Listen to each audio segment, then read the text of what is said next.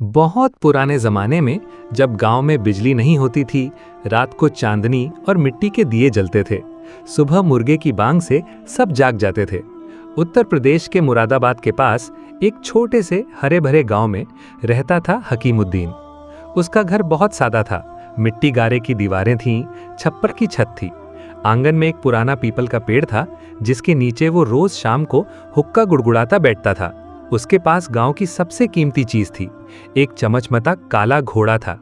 उसकी आंखें कोयले जैसी चमकती थीं, टांगे इतनी मजबूत थीं कि गांव वाले मजाक में कहते थे, हकीमुद्दीन का घोड़ा अगर दौड़ा तो हवा भी थक कर बोलेगी, भाई रुक जा।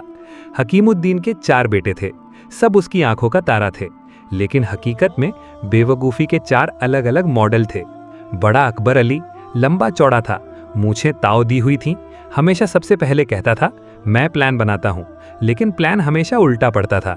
दूसरा असगर हुसैन, दाढ़ी बढ़ाई हुई थी, चेहरा गंभीर रहता था, बोलता कम था लेकिन बेवकूफ़ी में गांव में नंबर 1 था।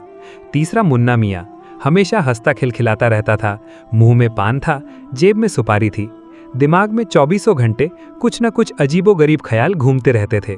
सबसे छोटा छोटू खान, पतला दुबला का, आंखें बड़ी बड़ी थीं, सबको भैया जी कहकर बुलाता था, अपनी मासूम बेवकूफ़ी से सबको हंसाता रहता था। बाप इन चारों को बराबर लाड प्यार करता था, अच्छे कपड़े सिलवाता था, खेत का हिस्सा बराबर करता था, लेकिन गांव वाले पीछे पीछे हंसते थे। हकीमुद्दीन के बेटे अगर दिमाग लगाएं तो चांद भी 2 टुकड़े हो जाए। एक ठंडी सर्द रात हकीमुद्दीन की तबीयत अचानक बिगड़ गई, सीने में तेज दर्द हुआ, सांस फूलने लगी। सब रात भर जागे रहे। सुबह होते होते वो दुनिया से चल बसा। चारों भाई रोते बिलखते थे, सिर पर मिट्टी डालकर गांव वालों की मदद से जनाजा दफनाकर घर लौटे। घर में सन्नाटा छा गया था, औरतें मातम मना रही थी, बच्चे कोने में चुप बैठे थे। रात को चारों भाई चूल्हे के पास कंबल ओढ़कर बैठ गए। आग की लपटें चेहरों पर पड़ रही थीं। अकबर ने गहरी सांस ली, बोला, भाइयों अब क्या होगा? बाप तो अल्लाह को प्यारा हो गया, लेकिन वो घोड़ा, रोज सुबह चारा डालना, दोपहर को पानी पिलाना, शाम को साफ करना, रात को बांधना, कौन करेगा? हम तो खेत में 2 घंटे काम करते हैं तो कमर टूट जाती है। अरे यार। असगर ने दाढ़ी खुजलाई, गंभीर होकर बोला, सबसे सही, सबसे आसान, सबसे इंसाफ वाली बात तो यही है कि घोड़े को काट डालें। 4 टुकड़े, एक एक टांग हर भाई को मिलेगी, बराबर बराबर हिस्सा, न कोई झगड़ा न कोई शिकायत। मुन्ना ने ताली बजाई, खुशी से उछल पड़ा, बोला, वाह भैया असगर, क्या जबरदस्त आइडिया है। इतना सिंपल, इतना परफेक्ट। टांगे तो हम इस्तेमाल करेंगे, दौड़ाएंगे, सवारी करेंगे। छोटू ने भी हामी भरी, बोला, हाँ भैया, और अगर टांग थक जाए तो हम उसे आराम भी दे सकते हैं, लेटा देंगे, पानी पिलाएंगे।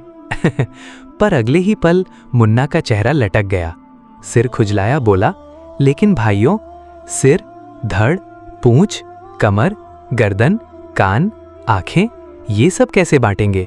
4 हिस्से तो नहीं बन सकते ना। सिर किसको मिलेगा, पूंछ किसको? अगर पूंछ छोटू को मिली तो वो रोएगा कि मुझे छोटी चीज क्यों मिली। चारों घोड़े के पास जा खड़े हुए। घोड़ा बेचारा बंधा खड़ा था, उन्हें देखकर सिर हिला रहा था, जैसे कह रहा हो, ये क्या महापागलपन है यार लोग। रात भर वे हिसाब किताब लगाते रहे। सिर 2 किलो, धड़ 5 किलो, पूंछ आधा किलो। नहीं, पूंछ को ज्यादा वजन दो क्योंकि वो हिलती है। और कान तो अलग से बांटने पड़ेंगे। सुबह होने को थी। सुबह सूरज अभी अभी निकला था। चारों भाई घोड़े के पास खड़े बहस कर रहे थे, सिर किसको, पूंछ किसको। तभी दूर से एक राहगीर आता दिखा। लंबी सफेद दाढ़ी थी, सिर पर पगड़ी थी, हाथ में मोटी लाठी थी, कंधे पर छोटा सा बोरिया था। वो सफर करता लग रहा था, थका हारा लेकिन मुस्कुराता हुआ। राहगीर रुका, चारों को देखा, पूछा, अरे भाइयों, क्या बात है? इतने सुबह सुबह इतना गंभीर मुंह क्यों? कोई बड़ी मुसीबत आ गई क्या, या घोड़े से झगड़ा हो क्या? अकबर ने आंखें पोंछते हुए उदास स्वर में बताया, जनाब, हम 4 भाई हैं, हमारे वालिद साहब का इकलौता घोड़ा है, हमने सोचा टांगे बांट लें, हर एक को एक टांग, लेकिन बाकी जिस्म, सिर, धड़, पूंछ, कमर, गर्दन, कान, आंखें, ये कैसे बराबर बांटें? रात भर सो नहीं पाए, हिसाब लगाते रहे। राहगीर पहले तो एकदम स्तब्ध रह गया, फिर इतना जोर से हंसा कि उसकी पगड़ी हिल गई। लाठी से जमीन ठोककर बोला, अरे बेवकूफो, तुम लोग दिमाग कहाँ छोड़ आए हो? इतना आसान सवाल। घोड़े को बाजार में ले जाओ, अच्छे दाम पर बेच दो। जो पैसे मिले उन्हें 4 बराबर हिस्सों में बांट लो। ना कोई सिर धड़ का झगड़ा, ना पूछ का रोना, ना कान का हिसाब। सबसे समझदारी वाला, सबसे आसान, सबसे इंसाफ वाला तरीका। चारों भाई एकदम खुश हो गए। अकबर ने हाथ जोड़कर कहा, वाह जनाब, आप तो अल्लाह के फरिश्ते लगते हो। शुक्रिया, आज आपने हमारी जिंदगी बचा ली। असगर बोला, चलो भाइयों, अभी शहर चलते हैं। घोड़े को बेचकर पैसे बांट लेंगे। आज शाम तक अमीर बन जाएंगे। वे घोड़े की लगाम पकड़कर निकल पड़े। रास्ता लंबा था। हरे खेत गुजरे, छोटी नहर आई, गांव-गांव पार किए। बच्चे देखते रहे, औरतें हंसती रहीं। दोपहर बीती, शाम ढलने लगी। एक घने जंगल में पहुंचे तो अंधेरा घिराया। थकान हावी हो गई। चारों ने एक बड़े बरगद के नीचे दरी बिछाई, रोटी सब्जी खाई, पानी पिया और गहरी नींद सो गए। खर्राटे जंगल में गूंज रहे थे। खर्र। रात के तीसरे पहर एक चालाक चोर वहां से गुजरा। अंधेरे में देखा 4 आदमी बेखबर सो रहे हैं। पास में एक मोटा तगड़ा घोड़ा बंधा है। चोर ने धीरे से रस्सी खोली, घोड़े की पीठ पर हाथ फेरा, कान में फुसफुसाया, चल यार, तेरी नई जिंदगी शुरू। इन बेवकूफों से तुझे छुटकारा मिल गया। और चुपचाप घोड़े को लेकर भाग निकला। सुबह अकबर की आंख खुली। घोड़े की जगह सिर्फ खाली रस्सी थी। वो जोर से चिल्लाया, उठो भाइयों, उठो, हमारा घोड़ा गायब है, चोरी हो गया। अल्लाह की पनाह, अब क्या होगा? मुन्ना ने आंखें मलते हुए, अंगड़ाई लेते हुए कहा, अरे टेंशन मत लो भैया, जरूर शमशेर खान ने रात में चुपके से ले लिया होगा। वो तो हमेशा से लालची है। सुबह चाय पीकर नाश्ता करके ढूंढ लेंगे। अभी थोड़ा और सो लेना। सुबह चारों भाई शमशेर खान को ढूंढने निकले। रास्ता धूल भरा था। थोड़ी दूर चलते ही जमीन पर बड़े बड़े गोल पांवों के निशान दिखे, गहरे, ताजा। छोटू ने उंगली दिखाई, बोला, देखो भाइयों, ऊंट के पांव के निशान बहुत ताजा हैं, रात के ही लगते हैं। असगर ने झुककर गौर से देखा, उंगली से निशान छुआ, बोला, ये नर ऊंट के हैं। देखो, दायां पांव थोड़ा टेढ़ा है, बाईं तरफ निशान हल्का है, मतलब बाईं आंख से अंधा है, चलने में बैलेंस कम था। मुन्ना ने जमीन पर कुछ रेशे उठाए, बोला, और ये देखो, रस्सी के टुकड़े, पुरानी रस्सी थी, जोर लगाकर तोड़ी होगी। अकबर ने मुट्ठी बांधी, बोला, ये सब शमशेर खान का काम है, वो ही रात में आया होगा, चलो उसे पकड़ते हैं। थोड़ी दूर एक परेशान सा आदमी तेज तेज आता दिखा। चेहरा लाल था, पसीना बह रहा था, सांसें फूल रही थी। उसने रुककर पूछा, भाइयों, मेहरबानी करके बताओ, कहीं मेरे नर ऊंट को देखा? वो एक आंख से अंधा है, रस्सी टूटी हुई थी, रात में गायब हो गया, घर में बीवी बच्चे रो रहे हैं। चारों भाई एक साथ बोले, हाँ जी, बिल्कुल वैसा ही, नर ऊंट, बाईं आंख अंधी, रस्सी टूटी हुई, पांव टेढ़ा, तेज भागा हुआ। आदमी की आंखें चमक उठी, हाथ जोड़कर बोला, शुक्रिया भाइयों, अल्लाह तुम्हें जन्नत दे। जल्दी बताओ, वो कहाँ मिला, किस तरफ गया? मैं अभी दौड़ कर ले आता हूँ। चारों ने मुस्कुराकर कंधे उचकाए, बोले, हमने तो ऊंट देखा ही नहीं जनाब, बस उसके पाँव के निशान देखे थे। आप आगे जाकर तलाश करो, जरूर मिल जाएगा। आदमी का मुंह लटक गया, गुस्से से कांपने लगा, बोला, अरे इतनी सारी डिटेल बताते हो, नर, अंधा, रस्सी टूटी, पाँव टेढ़ा, और कहते हो नहीं देखा, ये कैसे मुमकिन है? जरूर तुम लोगों ने ही मेरा ऊंट चुराया है और अब झूठ बोल रहे हो। चलो बादशाह के दरबार में चलते हैं, वही इंसाफ करेगा। चारों भाई डर गए, लेकिन मना नहीं कर सके, सब साथ चल पड़े।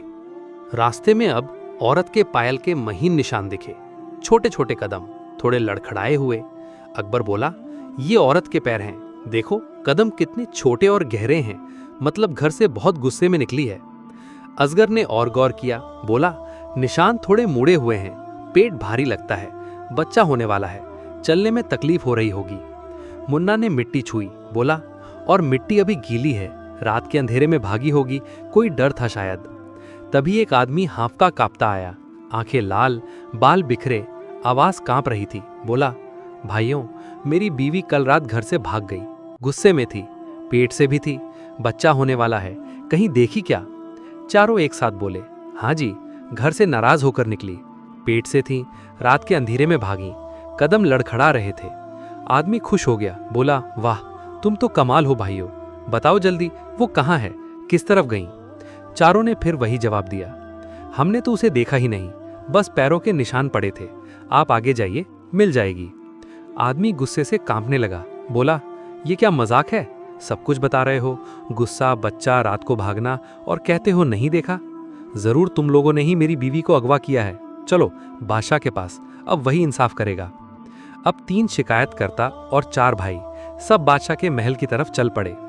रास्ता धूल भरा था, धूप तेज थी, झगड़ा बढ़ता जा रहा था। बादशाह के भव्य दरबार में पहुंचते ही सन्नाटा छा गया। बादशाह सिंहासन पर बैठे थे, दरबारियों की भीड़ थी। सबने एक एक करके पूरी कहानी सुना दी। ऊंट वाला बोला, हुजूर, ये लोग मेरे ऊंट की हर डिटेल बता देते हैं। नर, अंधा, रस्सी टूटी, लेकिन कहते हैं नहीं देखा, चोर यही है। बीवी वाला चिल्लाया, और मेरी बीवी का भी सब बता दिया। गुस्सा, बच्चा, रात को भागना, लेकिन कहते हैं नहीं देखी, अगवा इन्होंने किया है। बादशाह ने चारों भाइयों की तरफ गौर से देखा, बोला, अब तुम लोग अपनी सफाई दो, क्या कहते हो, सच बोलो। अकबर ने सीना तान कर कहा, हुजूर, हम झूठ नहीं बोलते, दरअसल हमें इल्म गैब है, जो कुछ छिपा है वो सब पता चल जाता है। दरबार में सन्नाटा छा गया। बादशाह मुस्कुराए, बोले, अच्छा, बहुत बढ़िया दावा है, तो आज तुम्हारा इम्तिहान होता है। अगर सच साबित हुए तो इंसाफ मिलेगा, वरना सख्त सजा। बादशाह ने एक ताज़ा चमकदार लाल अनार मंगवाया, उसे मखमल के कपड़े में लपेटकर लकड़ी के संदूक में बंद किया। फिर बोले, बताओ इस संदूक में क्या है, एकदम सही बताना। चारों भाई एक दूसरे का मुंह देखने लगे, पसीना छूटने लगा, दिल धड़कने लगे। अकबर धीरे से बोला, कोई गोल गोल सी चीज है, लाल रंग की, अंदर से कुछ दबाव सा लगता है। असगर ने जोड़ा, ऊपर छोटा सा ताज जैसा मुकुट है, जैसे कोई छोटा राजकुमार। मुन्ना ने कहा, अंदर दाने दाने से भरी है, लाल लाल दाने, मीठे होंगे। छोटू ने झट से चिल्लाया, अरे भाइयों, इतना लंबा क्यों खींच रहे हो, सीधे बोलो ना, अनार है, ताजा अनार। दरबार में तालियां गूंज उठीं। बादशाह हैरान रह गए, बोले, वाह, सच में इल्मे गैब है, कमाल है, तुम लोग सच्चे हो। फौरन शमशेर खान को हुक्म दिया, इनका घोड़ा वापस करो या पूरी कीमत अदा करो। बाकी दोनों से बोले, तुम लोग अपना ऊंट और बीवी खुद ढूंढ लो, ये तो सच्चे इल्म वाले हैं। चारों भाई खुशी से उछल पड़े, पैसे लेकर बाजार गए, ढेर सारी मोटी ताजी भेड़ बकरियां खरीद लीं। घर लौटते वक्त वही पुराना घना जंगल आया। शाम ढल चुकी थी, ठंडी हवा चल रही थी, पत्तियां सरसराती थीं। चारों थक कर चूर थे, एक बड़े बरगद के नीचे बैठ गए। भेड़ बकरियां चारों तरफ चर रही थीं, कुछ घास चबा रही थीं, कुछ आपस में मैं कर रही थीं। थोड़ी देर में सब सो गए, खर्राटे गूंजने लगे। सुबह सबसे पहले मुन्ना की आंख खुली। उसने देखा एक छोटा बकरी का बच्चा पेड़ की ऊंची डाल पर चढ़ा हुआ है। नीचे बाकी भेड़ बकरियां आपस में मुंह हिलाकर जैसे प्लानिंग कर रही हों। एक भेड़ सिर हिला रही थी, दूसरी पैर पटक रही थी। मुन्ना घबरा कर चिल्लाया, उठो भाइयों, उठो, खतरा है, बकरियां डंडे तोड़ रही हैं, भेड़ें साजिश रच रही हैं, हमें मार डालेंगी। देखो, वो पेड़ पर चढ़कर हम पर हमला करने की तैयारी कर रहा है। चारों हड़बड़ा कर उठे, आंखें फटी की फटी, बिना कुछ सोचे, बिना सामान उठाए, सिर्फ जान बचाने के लिए भाग निकले। सारी भेड़ बकरियां वहीं छूट गईं। दौड़ते दौड़ते एक मोटी भेड़ पीछे लग गई। असगर ने डर से एक पत्थर फेंका, भेड़ ढेर हो गई। काफी दूर जाकर रुके, सांसें फूल रही थीं, पसीना बह रहा था। अकबर बोला, अब गिनती करो, सब 4 है ना, कोई गुम तो नहीं हुआ। मुन्ना बोला, 1 2 3, अरे चौथा कहाँ गया? असगर ने गिना, 1 2 3, हाँ, चौथा गुम। छोटू ने गिना, 1 2 3, चौथा नहीं। हर बार खुद को भूल जाते। तभी एक घुड़सवार आया। घोड़े पर सवार, अच्छे कपड़े, मूछें ताव दी हुई। उसने उनकी बातें सुनी, मुस्कुराया, बोला, अगर मैं तुम्हारी गिनती मुकम्मल कर दूं तो मुझे क्या इनाम मिलेगा? चारों एक साथ बोले, हम तुम्हारे गुलाम बन जाएंगे, आजीवन सेवा करेंगे। घुड़सवार ने एक एक का हाथ पकड़कर गिना, 1 2 3 4, देखो सब हैं। चारों खुश हो गए, बोले, वाह, तुम तो जीनियस हो, अब हम तुम्हारे गुलाम। घुड़सवार उन्हें अपने गांव के घर ले गया। घर बड़ा था, आंगन था, बैल थे, फसल थी, माँ बुजुर्ग थीं। उसने काम बांट दिए।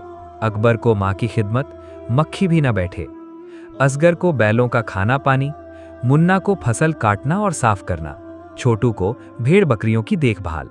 अकबर माँ की कमरे में डंडा लेकर बैठ गया। माँ चारपाई पर लेटी थी। मक्खी आई तो अकबर ने जोर से डंडा मारा माँ पर। माँ दर्द से चीखी, अरे बेटा, क्या कर रहा है? अकबर बोला, चुप माँ जी, मक्खी मार रहा हूं। फिर मक्खी आई, फिर डंडा। माँ तड़पी, चीखी, आखिर बेहोश हो गई। अकबर ने सोचा, अरे माँ जी सो गई, अच्छा आराम कर रही हैं और चादर डालकर बाहर चला गया। असगर बैलों के पास गया, सोचा इन्हें खाना खिलाना बहुत मुश्किल है। उसने बैलों को ज़बाह कर दिया, उनके सिर भूसे में दफन कर दिए। बोला अब खुद खा ले। मुन्ना फसल के पास गया, सोचा फसल काटना बहुत लंबा काम है। उसने पूरी फसल में आग लगा दी। बोला अब गेहूं तैयार हो जाएगा। छोटू भेड़ बकरियों के पास था, कुछ भूखे कुत्ते आ गए। उसने सोचा अरे भूखे कुत्ते, गांव वालों ने इन्हें कुछ नहीं दिया होगा। उसने कुत्तों को रोकने की बजाय कहा चलो खा लो, अल्लाह की रजा। घुड़सवार शाम को लौटा। सबसे पहले माँ के कमरे में गया, चादर हटाई, माँ खून में लथपथ। वो गम से रो पड़ा। फिर बैलों के पास गया, कटे हुए सिर भूसे में दबे मिले। फसल की तरफ गया, सिर्फ राख मिली, भेड़ बकरियां गायब। वो सर पकड़कर बैठ गया। फिर दिल पर काबू पाया, बोला खैर तुम लोग हो ही नादान, माफ करता हूं। फिर हुक्म दिया जाओ कब्रिस्तान में एक कब्र खोदो जो कान के बराबर गहरी हो। चारों कब्रिस्तान गए, एक ने बेलचा मारा, दूसरे ने अपना कान वहां रख दिया। बोला अरे ये कब्र तो कान से बड़ी हो गई। वे सोचकर लौट आए। घुड़सवार हैरान, बोला इतनी जल्दी? वे बोले हाँ जनाब, आसान काम था। घुड़सवार ले गया दिखाने, कब्र नहीं मिली। आखिर एक भाई बोला ये देखो कान के बराबर कब्र, बस एक छोटा गड्ढा। घुड़सवार चिल्लाया बेवकूफो, मैंने गहराई बताई थी। फिर बोला जाओ मेरी माँ की लाश ले आओ, मैं खुद कब्र खोदूंगा। चारों लाश को चारपाई पर रखकर दौड़े। रास्ते में लाश गिर गई, उन्हें पता ही नहीं चला। कब्रिस्तान पहुंचे, चारपाई खाली। घुड़सवार बोला माँ कहाँ है? वे बोले रास्ते में भाग गई, अब ढूंढते हैं। फिर निकले। एक बूढ़ी औरत लकड़ियां चुन रही थी। चारों चिल्लाए तू ही है, तेरा बेटा हमें जिंदा दफनाने की धमकी दे रहा है। बिना सुने उस बेचारी को पकड़ा, चारपाई पर लिटाया, ले आए। घुड़सवार देखा वो औरत रो रही थी, सहमी हुई। उसने माफी मांगी, बोला इन नादानों ने मेरी माँ की लाश गंवा दी और तुम्हें उठा लाए। फिर खुद निकला। कुछ देर तलाश के बाद असली लाश ढूंढ लाया, इज्जत से दफनाई।